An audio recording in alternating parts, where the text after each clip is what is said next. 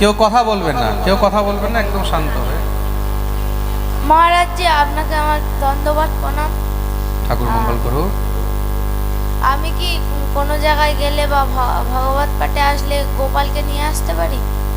কোনো জায়গায় গেলে বা ভাগবত পাঠে গেলে গোপালকে নিয়ে আসতে পারি কিনা, এটা তুমি প্রশ্ন করেছো, তাই তো? তোমার নাম কি? ঈশান মণ্ডল। ঈশান মণ্ডল। সবাই শুনতে পেয়েছো প্রশ্ন ভালো করে? সবার জন্য আমি পাঠের মধ্যে সবসময় মানা করি, পাঠের মধ্যে বা কোথাও এদিক ওদিক গেলে সব জায়গায় গোপাল নিয়ে যেতে নেই। কেন নেই? ঠাকুরকে পবিত্র জায়গায় রাখা উচিত। আমরা যখন রাস্তাঘাটে চলছি, তো রাস্তাঘাটের মধ্যে অনেক রকমের অপবিত্রতার সঙ্গে আমাদেরকে স্পর্শ করতে হয়। অপবিত্রতার সঙ্গে যদি ভগবত বিগ্রহ স্পর্শ হয়, তখন তাতে কি হয়? দোষ হয়। তাতে কি হয়? দোষ হয়। বুঝতে পেরেছো?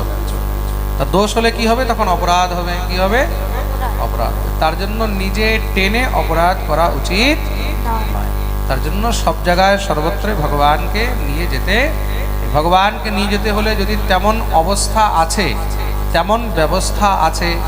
আগেকার দিনে কেউ যদি ঠাকুর নিয়ে যেত, পালকিতে বসিয়ে নিয়ে যেত, সঙ্গে সেবকরা থাকতো, সেবক ইত্যাদি নিয়ে তখন গিয়ে বিগ্রহ এক জায়গা থেকে আরেক জায়গায় নিয়ে যাওয়া হতো। তার জন্য যে কোনো জায়গায় অত সহজে বিগ্রহ নিয়ে যেতে নেই। বসে যান। রাধে রাধে। রাধে রাধে। অধমের সহস্র প্রণাম গ্রহণ করবেন। আমার প্রশ্ন এই ছিল যে নবলক্ষ ধেনু ভগবান যে চারণ করেন, সেই নবলক্ষ ধেনুটা কি আসলে, এটি একটু বর্ণনা করে বলবেন না? নাম কি? অক্কুর মণ্ডল। কোথায় থাকো? কামারগাতি থেকে এসছি। সবাই শুনতে পেয়েছেন প্রশ্ন? শুনতে পেয়েছেন তো? ভগবানের যে নবলক্ষ ধেনু, তার বর্ণন চাইলেন, তাই তো? নবলক্ষ ধেনু শব্দের অর্থ কি? নব মানে 9, লক্ষ মানে লাখ। তার নন্দ বাবার কাছে 9 লাখ ধেনু ছিল। কত ছিল? বুঝতে পেরেছ? বুঝতে পারলে তো? নন্দ বাবার কাছে 9 লাখ ধেনু ছিল। ধেনু মানে গায়। প্রশ্ন তোমার হয়ে গেছে, উত্তরটা খুব মন দিয়ে শুনবে।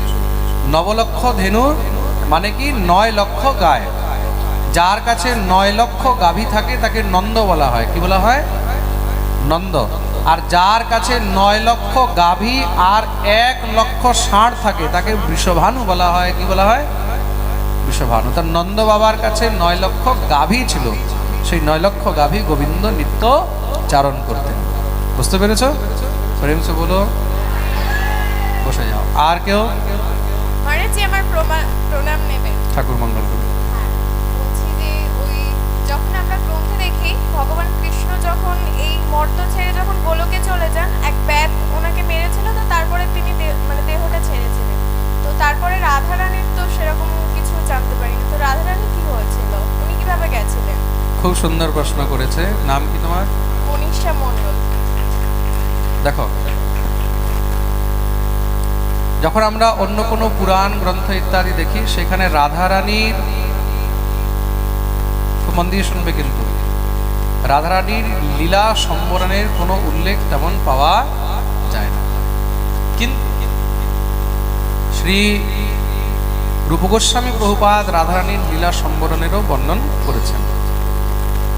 এই বিষয়ে তিনি নাটক লিখেছিলেন দুটি। একটি হলো বিদগ্ধ মাধব, একটি হলো ললিত মাধব। আপনারা যদি কেউ এই গ্রন্থ আস্বাদন করেন, তখন তার মধ্যে শ্রী গোস্বামীপাদ বর্ণন করেছেন শ্রী রাধারানী লীলা সম্বরণের সময় ভগবতী শ্রী সত্যভামার মধ্যে বিলীন হয়ে গেছে। সত্যভামা রাধারানীর মান মানে অভিমানের বিকার স্বরূপা। তার জন্য ভগবান সত্যভামাকে অনেক ভালোবাসতেন। প্রেম সে বলো। বুঝতে পেরেছ?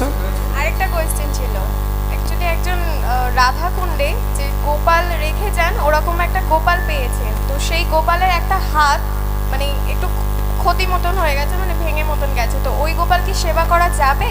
না, ওইটা খণ্ডিত হয়েছে বলেই সে সেখানে রেখে এসেছে। যেই বিগ্রহ খণ্ডিত হয়ে যায়, যেই বিগ্রহ খণ্ডিত হয়ে যায়, সেই বিগ্রহ সেবা করতে, খণ্ডিত বিগ্রহ সেবা করলে অপরাধ হয়। বুঝতে পারলেন? সবার মনে থাকবে তো? যেই বিগ্রহ খণ্ডিত হয়ে গেছে, নিয়ম হলো সেই বিগ্রহকে বিসর্জন দিয়ে দেওয়া উচিত। কি করবে? কি করবে? বিসর্জন দিয়ে দেবে। আর কার বিসর্জিত বিগ্রহ কখন তুলে এনে সেবা করতে